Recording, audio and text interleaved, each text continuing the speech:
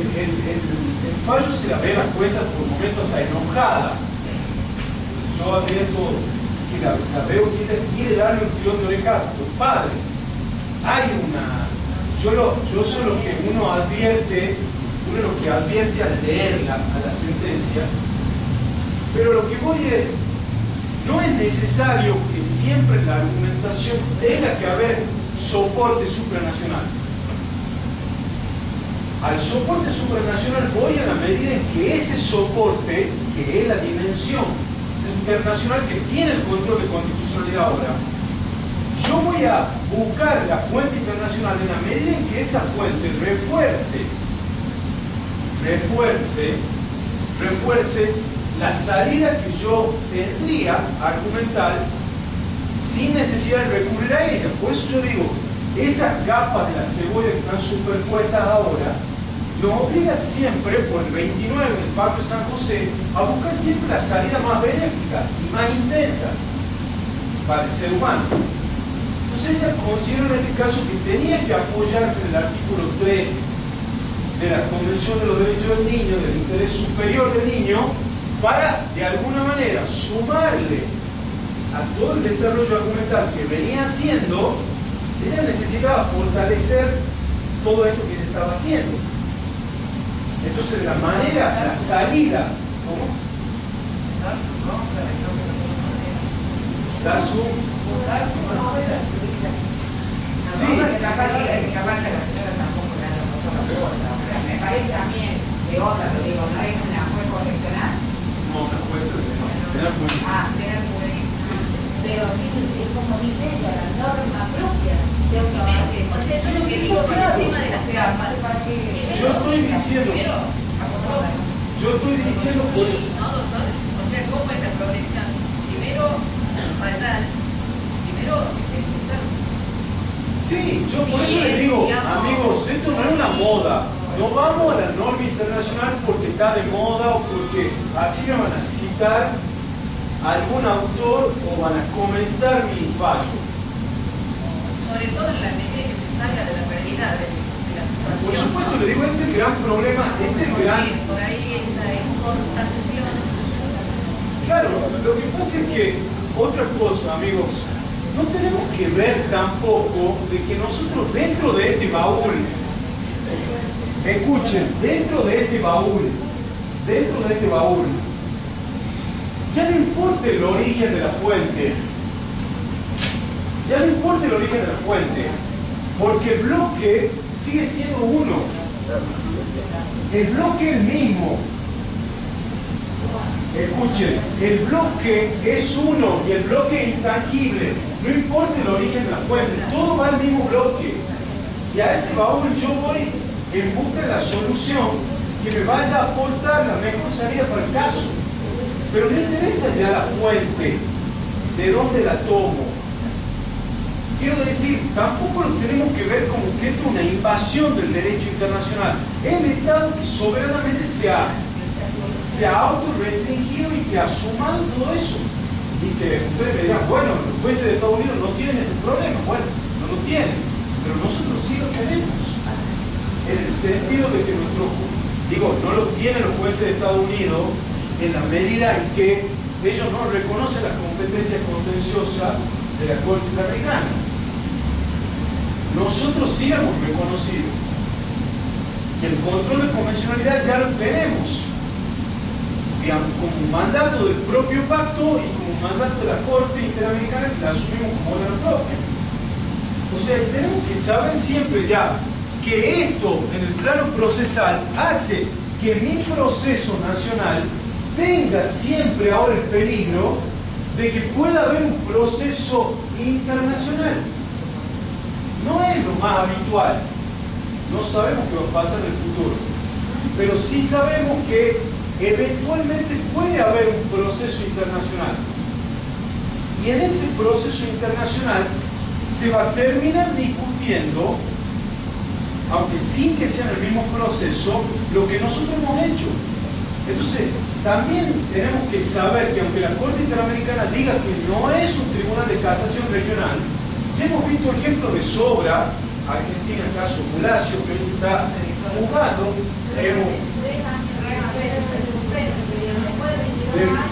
Tenemos eso y podemos ver qué va a pasar. Caso Bulacio, hemos visto ya el caso Derecho, Bueno Alves, el caso de Chile, donde vemos que la Corte Interamericana actúa como tribunal de casación porque terminan revisando lo que hacen los jueces. Y otro tema que vamos a ver hoy es el del concepto de la relatividad de la cosa juzgada. La cosa juzgada que ante el plano nacional era una suerte de garantía absoluta, ya estamos viendo que se ha relativizado el concepto. La prescripción, ya lo hemos visto en el caso de Derecho René, la prescripción también. Llegó a la Corte Interamericana y dijo, no, Argentina no investigó, no cumplió con el artículo 1, entonces vuelve a Argentina a investigar. Pero, amigos, está prescrito. No me interesa, Argentina no puede invocar disposiciones de derecho interno para dejar de cumplir con sus obligaciones internacionales. O sea, investiga de nuevo. Entonces estamos viendo que ese baúl que hace que ya no importa el origen de la fuente, voy a la norma más benéfica, cuando se lo proyecta al plano procesal, si bien es cierto, yo tengo mi proceso local, yo tengo que saber que existe un peligro lejano, muy lejano, pero que puede haber de que la causa pueda, de alguna manera, adquirir una dimensión internacional. Si la causa está realizando la Corte, La ¿qué Corte, pasa en la Corte Interamericana? sí. ¿Qué pasa, por ejemplo, en el caso del caso de 22 años, que solo se nos ocupa la violación legítima de la libertad, no mantiene la perspectiva de género?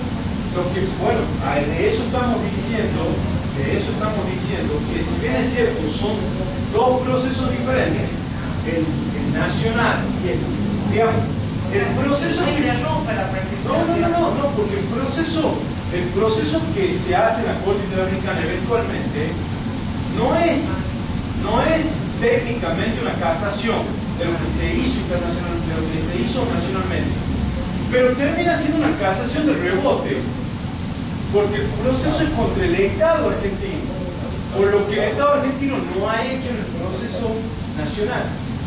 ¿Está claro? Entonces, en alguna medida, los dos procesos a veces terminan emparentándose y terminan teniendo estos problemas que ya hemos visto en Bulacio y estamos viendo en Derecho y en muchos otros que lo vamos a terminar de corroborar. Bueno, amigos, los artículos clave o preceptos clave del Pacto de San José. Las obligaciones genéricas del Estado hemos dicho 1 y 2. Segundo lugar, amigos, artículo 8 y 25. Los jueces en la Argentina también, cuando hacen referencia a la normativa internacional, van de cajón al 8 y al 25. Repito, artículo 8 y 25. Artículo 8 y 25. El 8 establece lo que se denomina el debido proceso. El artículo 8 del Pacto de San José establece el 8 y el 8 tiene, vamos a ver, garantías mínimas para el proceso penal. Y ahí va bien la discusión si el derecho a la doble instancia es solamente exigible en el proceso penal o si también se lo puede exigir en el proceso civil o de otra naturaleza.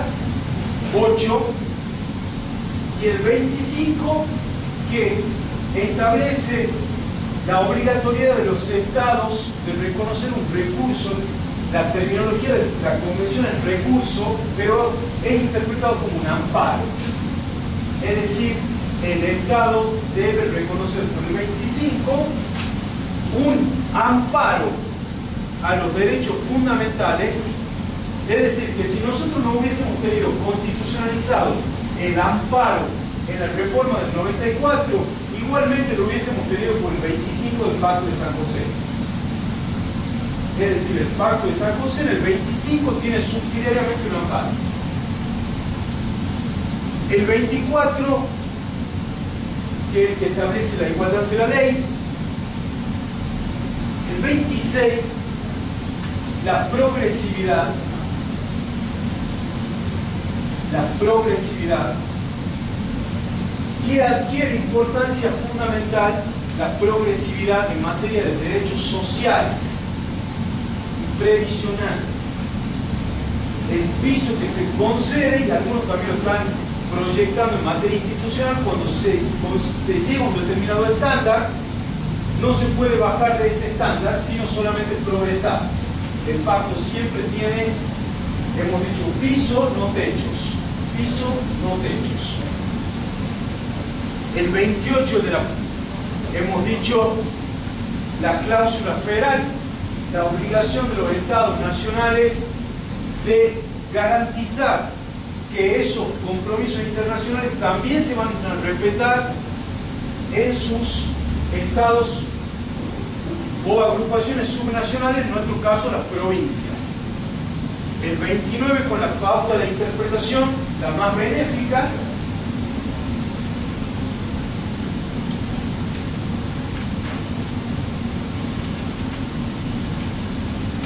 Amigos, el 29C, el clave es 29C, que dice: ninguna disposición de la presente convención puede ser interpretada, repito, ninguna disposición de la presente convención puede ser interpretada en el sentido de excluir otros derechos y garantías inherentes al ser humano o que se deriven de la forma democrática representativa de gobierno. Repito, excluir otros derechos y garantías que son inherentes al ser humano o que se deriven de la forma democrática representativa de gobierno. El C, 29C.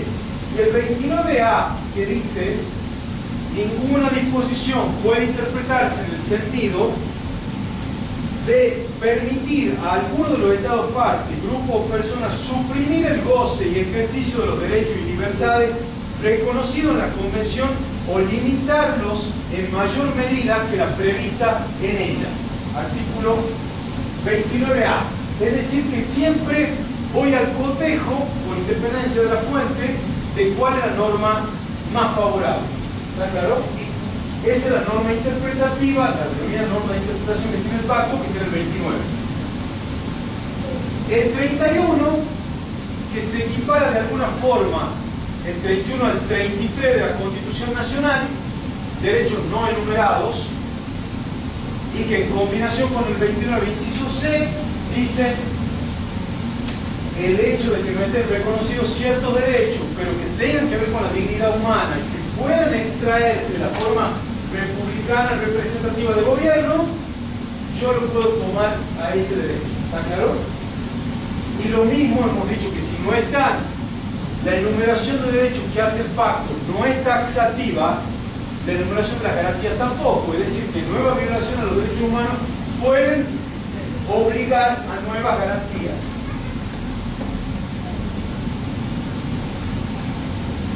El 32, valor de la construcción de una sociedad democrática. Es decir, en su preámbulo, en el primer párrafo, el Pacto de San José dice que los estados reafirman su propósito de consolidar el continente dentro del cuadro de las instituciones democráticas, un régimen de libertad personal y de justicia social, fundado en el respeto de los derechos esenciales del hombre.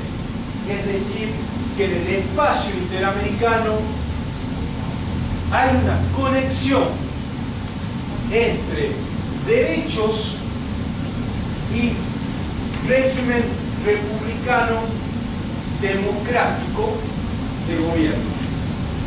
Hay una íntima conexión. Hay una íntima conexión. Por eso, si bien es cierto el pacto admite la suspensión de los derechos, por ejemplo, las denominadas emergencias, estados de sitio, el habeas corpus, por ejemplo, no se puede tocar, el amparo no se puede tocar, y otros derechos que la Corte Interamericana considera que hacen a lo mínimo para el reconocimiento de una sociedad democrática.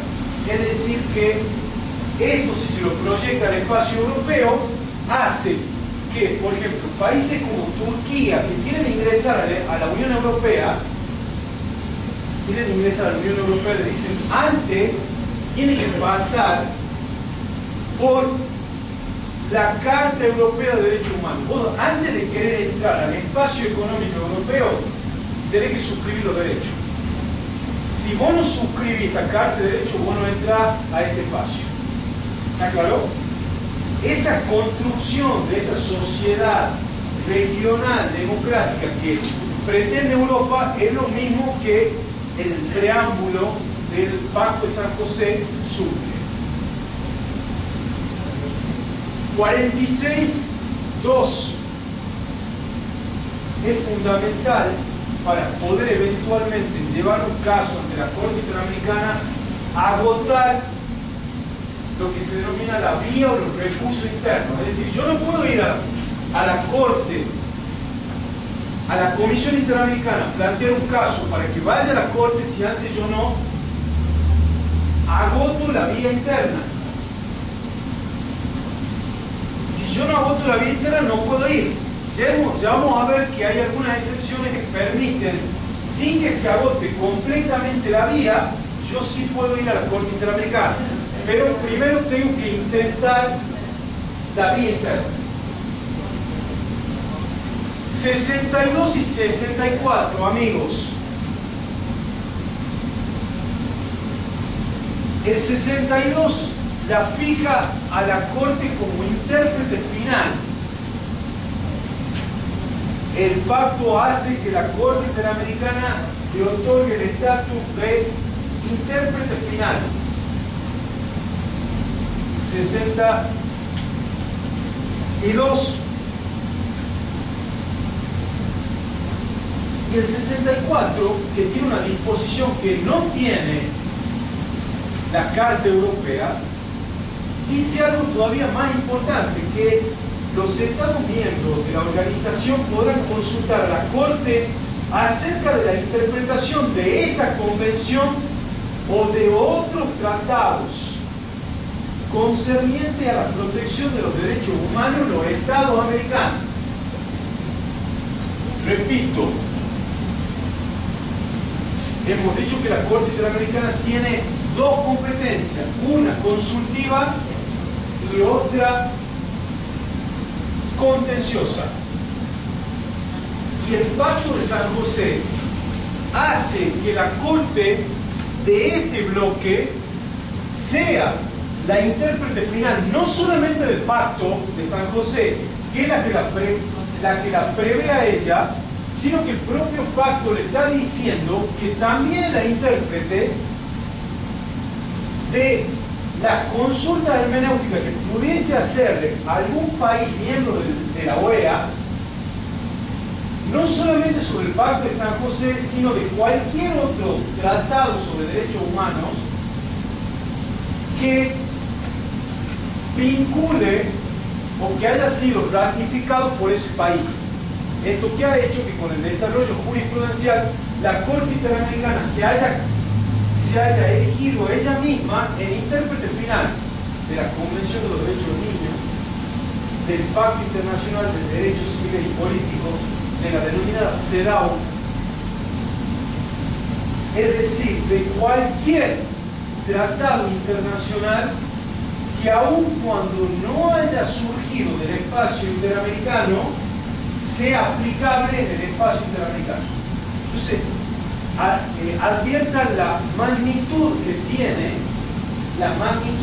tiene la competencia de la Corte Interamericana. Y por el 29, en este baúl, yo no solo busco la mejor respuesta en el Pacto de San José, sino en cualquiera de los otros tratados. ¿Está claro? Es decir, que la norma más favorable la voy a buscar ya en cualquier tratado. Entonces adviertan que nuestra Constitución al menos en materia de derechos, ha dejado de ser una constitución que conocemos como antes rígida, clásica. Hay una semiflexibilidad. Una semiflexibilidad, no solamente porque yo puedo seguir incorporando a ese bloque o a ese baúl otros tratados que irán engrosando el baúl y por ende, por el 29, la posibilidad de buscar la salida más benéfica. Luego, entre el 62 y el 69, están todos los artículos en los que se establece allí el deber de motivar la sentencia que tiene la Corte Interamericana y la obligación que tienen los estados de acatar las sentencias dictadas por la Corte en el caso en que hayan reconocido la competencia contenciosa de la Corte. A ello le vamos a sumar ahora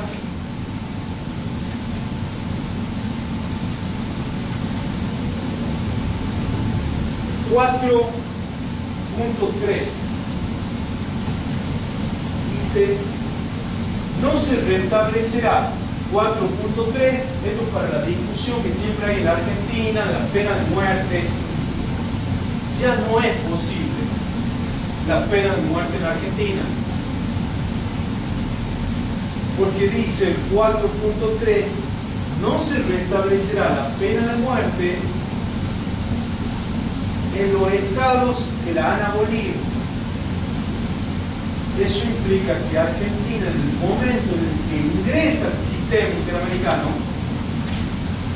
se entiende que al no haber reserva, o al no haber estado en las excepciones que se prevé para pena de muerte, Argentina ha abolido la pena de muerte. Es decir, que ya no se puede volver, si doctor. Hay un principio, ¿cómo se compatibiliza este con el principio internacional de los derechos humanos de no regresividad? Supongamos, siempre se plantea el tema de la reserva. Argentina hizo una reserva en relación a la posibilidad de aplicación de pena de muerte. Sí. Si es que lo hubiera hecho en realidad, no la hizo, pero si lo hubiera hecho la posibilidad de aplicación. Pero a su vez abolió de su sistema penal la aplicación de la pena de muerte. ¿Cómo se compatibiliza el principio internacional, que habíamos explicado al principio, de no regresividad en derechos humanos, con las reservas que en realidad implican un retroceso de hechos? En la realidad, la Argentina tiene, está velando el otro principio del que habíamos hablado al principio. Pero bueno, muy buena pregunta. No se entendió nunca la cuestión. No, el tema es que nosotros, ese tema de respecto de la pena de muerte, digamos que en el caso de la Argentina ya tiene ese límite que impide, digamos, que nosotros podamos, digamos, estas discusiones que yo le decía que cada tiempo se hace, si nosotros podemos o no establecer. Voy a ser más claro todavía. Sí. Vamos a lo concreto mío. Derecho penal juvenil. Sí. Hay un principio de no regresividad en el planteo de los derechos humanos de la niñez. Sí. Nuestro país no tiene... Ratificó la convención. La convención Y la convención está en el baúl, sí. Ahora, la Argentina no tiene un tope en relación a la edad. Podría bajar, normativamente, podría bajar a 14 años la edad de poder, pero ¿cómo se salva el principio de no regresividad establecido por la convención y en su efecto por la aplicación de buena fe de los tratados? Está retrocediendo, o sea, a eso completamente. Bueno, lo que está planteando sobre primero hay que buscar, primero tenemos que buscar salida lógica a esa, a ver qué, digamos, cuál es la norma de cierre del sistema, porque la discusión ahora es cuál es la última norma a la cual puede sintetizarse un sistema. ¿Qué dice la Convención de la Actividad? Establece de menos de 14, dice. En realidad, la convención se remite a la regla de La Habana y a la regla del Tigre, que establece que no será una edad muy inferior, nos pone un punto límite, establecido como 14, pero en Latinoamérica hay de todos los colores, de todas las edades, disfrazados, pero de todas las edades de disponibilidad.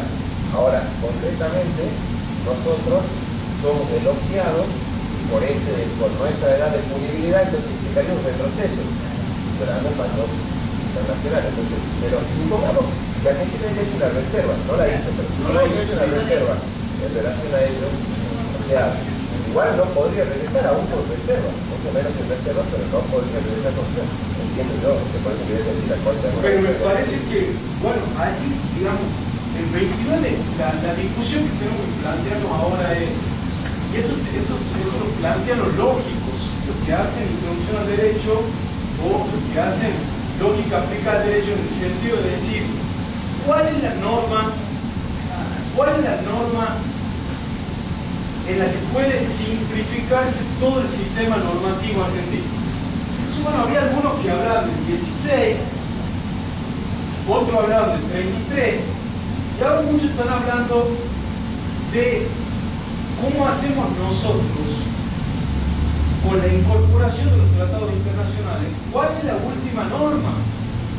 Entonces, yo vengo pensando que el 29 nos sigue diciendo que la aplicación de la norma más favorable es un principio que, digamos, tenemos que ver si es, hasta discutir primero si es un principio.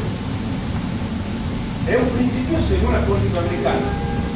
Entonces, esa pregunta que usted está planteando, que me parece muy interesante incluso para desarrollar el trabajo, yo lo invito a que la desarrolle el trabajo final. No, me parece que es un tema muy interesante desde el punto de vista lógico, porque eso implica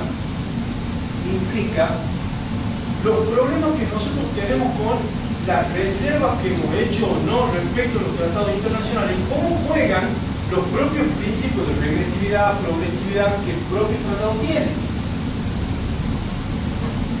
Otra pregunta que podemos hacer ahora, algunas provincias, como el caso de Córdoba, porque yo voy a plantear una pregunta que va en la misma dirección que plantea usted.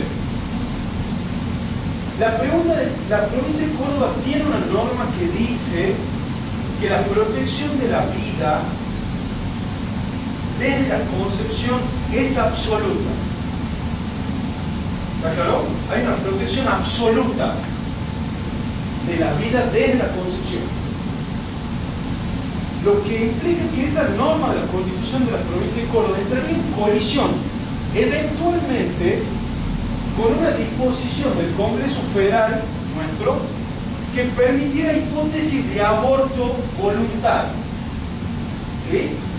Supongamos que esa norma fuera sancionada. Pero sin que esa norma sea sancionada, tenemos la norma del 4 del Pacto de San José, que dice que la vida está, lo leo textualmente, toda persona tiene derecho a que se respete su vida. Este derecho estará protegido por la ley y en general a partir del momento de la concepción.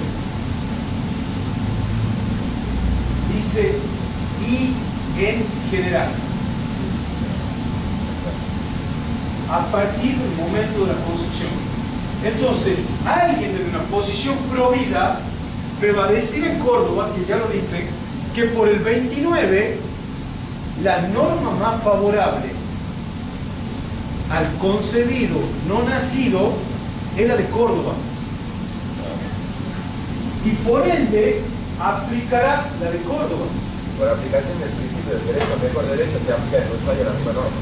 Por supuesto. En Ushuaia se plantea el Y tenemos exactamente. Absolutamente. Y allí tenemos otro problema lógico. Ahí tenemos el problema. Acá tenemos problemas lógicos, es decir, que nosotros lo vemos, digamos, a esto, por supuesto, estamos muy finos, digamos. Es una cuestión muy fina, tanto lo que usted plantea como lo que yo estoy planteando, en el sentido de que el problema que genera esta apertura de fuentes es la norma de cierre. Todo sistema lógicamente tiene que tener norma de cierre. Y el problema a lo que nos llevan esta apertura de fuentes es decir, ¿por dónde viene el cierra el sistema. ¿Se entiende lo que decimos? Entonces son cuestiones que vamos a ver el fallo de mañana, que se trata un poco esto, el de Costa Rica sobre la fecundación in vitro, donde la mayoría de la Corte sostiene en el 4 del Pacto de San José, se aferra, ¿qué quiere decir? En general. En general la vida está protegida. En general. Hay excepción. Está diciendo, admite excepción. Aborto punible. Aborto no punible. ¿Está claro? Pero hay otro que en Córdoba, jueces que han dicho, en Córdoba no entra. En Córdoba eso no entra, te dicen, no entra el 4 del Pacto de San José, porque la norma más favorable es la de Córdoba y chao. Es decir, que el sistema que a priori nos parece muy interesante, a mí, que yo lo defiendo al sistema porque digo, es de alguna forma el reaseguro que tenemos frente a nuestras inestabilidades institucionales, debo decir desde el punto de vista lógico, esta superposición de normas, estas fuentes diferentes, nos generan estos problemas. ¿Está claro? Nos generan estos problemas respecto al derecho a la vida, respecto a la progresividad de algunos derechos que son conquistas y que respecto a los cuales ya no se puede regresar. Ya no podemos bajar el piso. Entonces, el sistema tiene, doctora, así tenemos que también discutir el concepto de laguna. Habría que ver qué tipo de laguna es, meternos en el tema de laguna del reconocimiento.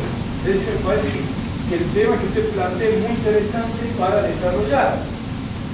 Si es una laguna de reconocimiento, si es una laguna de propiedad o no.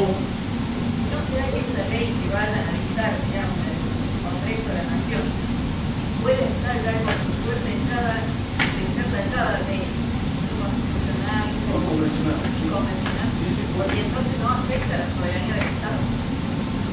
Bueno, ahí está otro tema.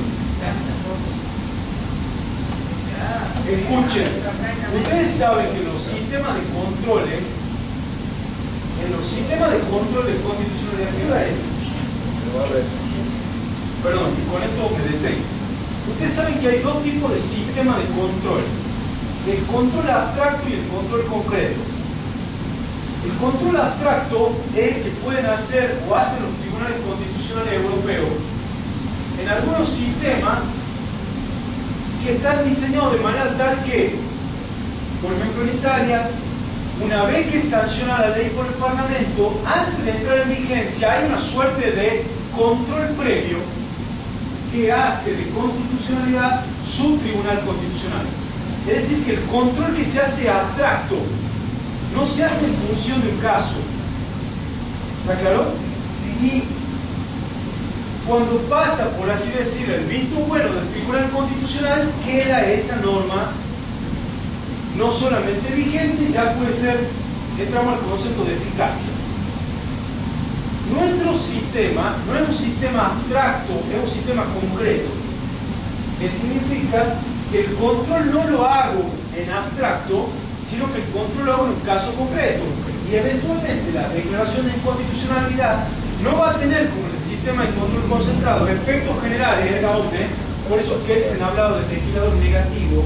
El Tribunal Constitucional para Kelsen, que era muy lógico, Kelsen decía, si yo sanciono una norma con efectos generales, no puedo tener como Estados Unidos declaraciones de inconstitucionalidad, que el de Catamarca diga una cosa, que el juez de Ushuaia diga otra. Para Kelsen eso era una locura.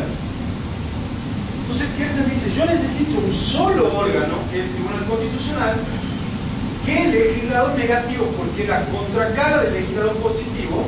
Entonces, si uno sanciona una norma con efectos generales, el sistema que él señaló, la abrogación es con efectos generales. Y el control puede ser también abstracto. En nuestro sistema el control es difuso. Y el control es en el caso. ¿Está claro? Ahora bien, en el sistema interamericano, un juez brasileño, Cansado Trindade, dijo lo que dice la doctora.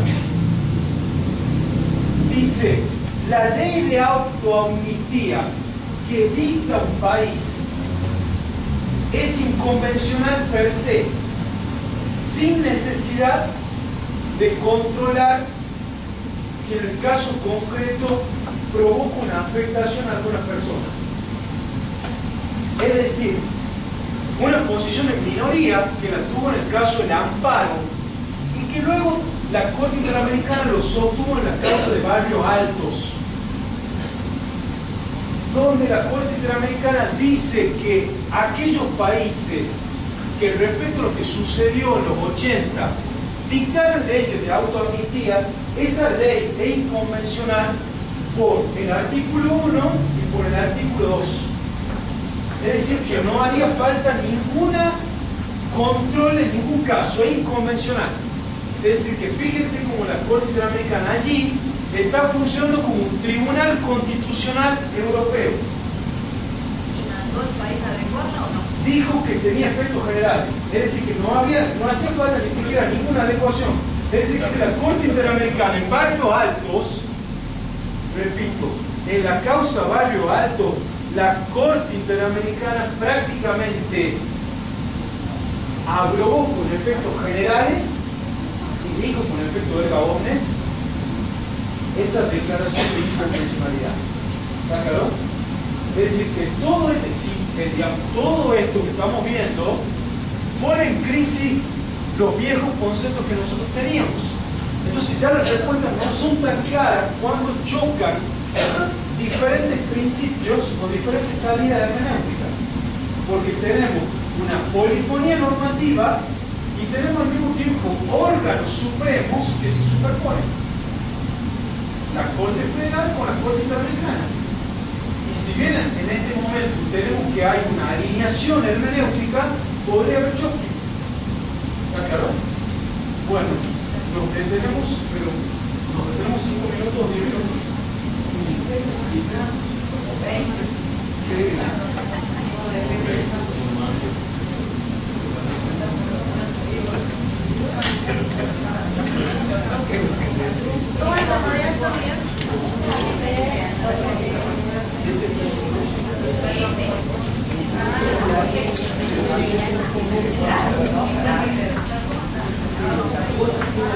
¿Cómo le va?